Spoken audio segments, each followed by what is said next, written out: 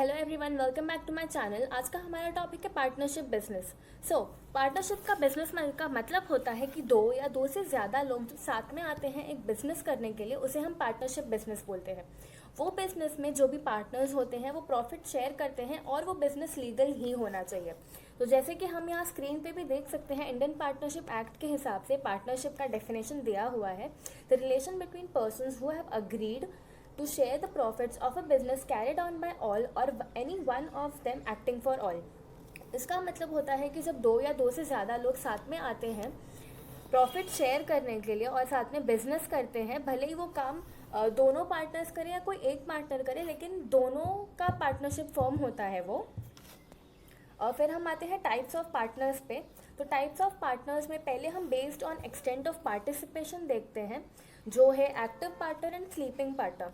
Active partner का मतलब होता है वो पार्टनर जो बिजनेस का सारा काम संभाले, हमेशा बिजनेस में एक्टिवली पार्ट ले। और स्लीपिंग पार्टनर का मतलब होता है कि वो पार्टनर जो सिर्फ बिजनेस में इन्वेस्टमेंट कर दे और फिर बिजनेस में कुछ काम ना करे। फिर based on sharing of profit, nominal partner and partner in profit. Nominal partner का मतलब होता है कि वो जो पार्टनर होता है वो सिर्फ कंपनी में अपना नाम देता है, पर वो कोई एक्टिविटी में पार्ट नहीं लेता, वो सिर्फ कंपनी को नाम देता है। जैसे कि बड़े बड़े जो कंपनीज वगैरह होती हैं वो सिर्फ अपना नाम दे देती है कंपनीज को, और वो लोग वो कंपनी में कुछ पार्ट नहीं लेती, और इसके बदले में उन पार्टनर्स को थोड़ा प्रॉफिट मिलता है। और पार्टनर्स इन प्रॉफिट का मतलब होता है कि उन्हें पार्टनरशिप फॉर्म से कुछ लेना देना नहीं है, उनका जो मोटिव है वो सिर्फ प्रॉफिट का ही है। फिर based on liability, limited partners and unlimited partners. Limited partner का मतलब होता है वो पार्टनर जिसका लाइबिलिटी लिमिटेड होता है कि अगर उसने इतना कैपिटल इन्वेस्ट किया है तो उसे उतना ही वापस मिलेगा। अनलिमिटेड पार्टनर का मतलब भले ही उसने कितना भी कैपिटल इन्वेस्ट किया हो, लेकिन उसके ऊपर अनलिमिटेड लाइबिलिटी। मतलब अगर कभी पार्टनरशिप बिजनेस पे ज़्यादा लाइबिलिटीज़ बढ़ गई तो ये पार्टनर को भी अपने घर से पैसा लाना पड़ेगा। फिर based on behaviour of conduct exhibited, partner by estoppel and partner by holding out. Partner by estoppel and holding out, ये दोनों का यही मतलब होता है कि ये पार्टनर्स दूसरों को दिखाते हैं कि हम ये कंपनी के पार्टनर्स हैं, पर दोनों ही कंपनी के पार्टनर्स नहीं होते हैं। इन दोनों में बहुत ही स्लाइट सा फ़र्क है कि पार्टनर बाय एस्टोपल में वो जो भी इंडिविजुअल रहता है वो खुद दूसरों को दिखाता है कि मैं इस कंपनी का पार्टनर हूँ। But partner by holding out में ये जो इंडिविजुअल होता है वो कंपनी को कैसे तो रेडी कर लेता है ये बाकी लोगों को बोलने के लिए कि हाँ यही ये इंडिविजुअल है ये कंपनी का पार्टनर। ओके, तो अब आते हैं कैरेक्टरिस्टिक्स की तरफ। तो हमारा सबसे पहला कैरेक्टरिस्टिक है टू और मोर पर्सन्स। तो पार्टनरशिप फॉर्म में तो हमें पता है कि दो या दो से ज़्यादा लोग ही पार्टनरशिप फॉर्म को स्टार्ट कर सकते हैं। फिर sharing of profit. Sharing of profit का मतलब कि जो दो लोग पार्टनर्स बने हैं वो जो भी प्रॉफिट होगा फॉर्म का वो दोनों बराबर से शेयर करेंगे। लॉफुल बिजनेस, कोई लीगल बिजनेस ही होना चाहिए ये पार्टनरशिप फॉर्म कोई भी इलीगल बिजनेस नहीं कर सकती है।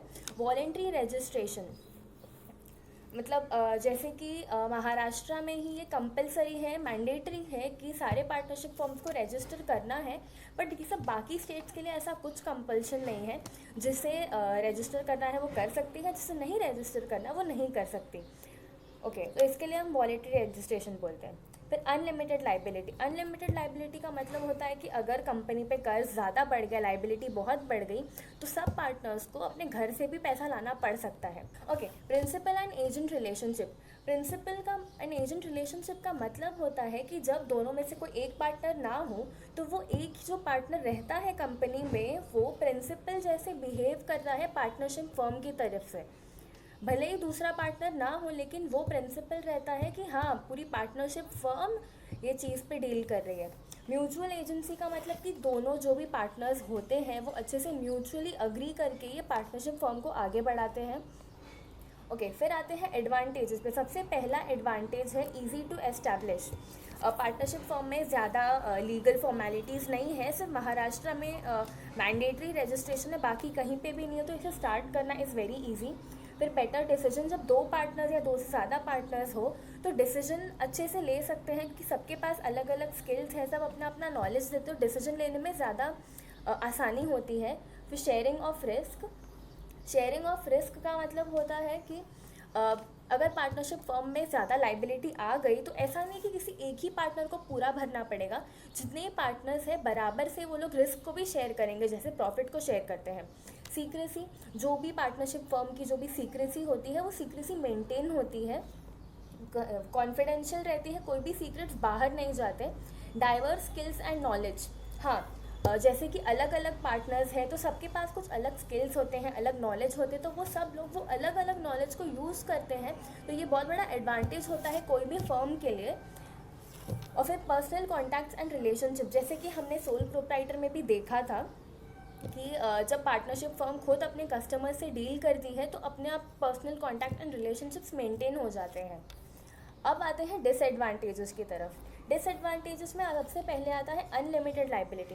अनलिमिटेड लाइबिलिटी का मतलब हमने अभी देखा कि अगर लाइबिलिटी ज़्यादा बढ़ जाए तो जो भी पार्टनर्स हैं उन्हें अपने घर से पैसा लाना पड़ सकता है। इंस्टेबिलिटी, इंस्टेबिलिटी का मतलब होता है कि अगर दो पार्टनर्स में कहीं कुछ कॉन्फ्लिक्ट हो गया, या अगर जितने भी पार्टनर्स हैं अगर उसमें से कोई एक पार्टनर भी ऑफ हो गया या कुछ भी हो गया तो वो जो पार्टनरशिप फर्म है उसे डिसॉल्व करना पड़ता है। भले ही नए पार्टनरशिप को हम बाद में एग्जीक्यूट करेंगे, लेकिन तब के फॉर द टाइम बीइंग जो पहला पार्टनरशिप फर्म स्टार्ट किया गया था वो इनस्टेबल हो जाता है। और ऐसे कई सारे रीजंस हो सकते हैं कि पार्टनरशिप फर्म को बंद करना पड़े।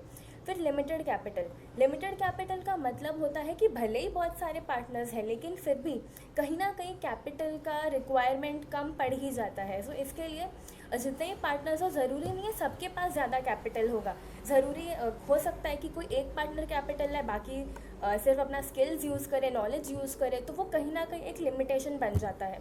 फिर possibility of conflict, possibility of conflict का मतलब जैसे कि जब ज़्यादा लोग होते हैं तो अपने आप कॉन्फ्लिक्ट होता ही है उसमें, तो अगर ज़्यादा पार्टनर्स होंगे तो अपने आप उनके बीच कुछ कॉन्फ्लिक्ट होगा, थोड़ा बहुत झगड़ा होगा और शायद ये पार्टनरशिप फर्म के लिए डिसोल्यूशन तक जा सके। फिर नॉन ट्रांसफरेबिलिटी ऑफ शेयर्स, जैसे कि अगर 5-6 पार्टनर्स हैं और अगर एक पार्टनर ऑफ हो जाता है, उसकी डेथ हो जाती है, तो उसके जो शेयर्स है वो उसके लीगल हेयर को ट्रांसफ़र नहीं होती, अलग से उसे अगर पार्टनरशिप फर्म में आना है तो उसके लिए अलग से प्रोसेस है, तो उसमें कोई ट्रांसफरेबिलिटी वाला सिस्टम नहीं है। ओके, तो थैंक यू सो मच, आज के लिए इतना ही।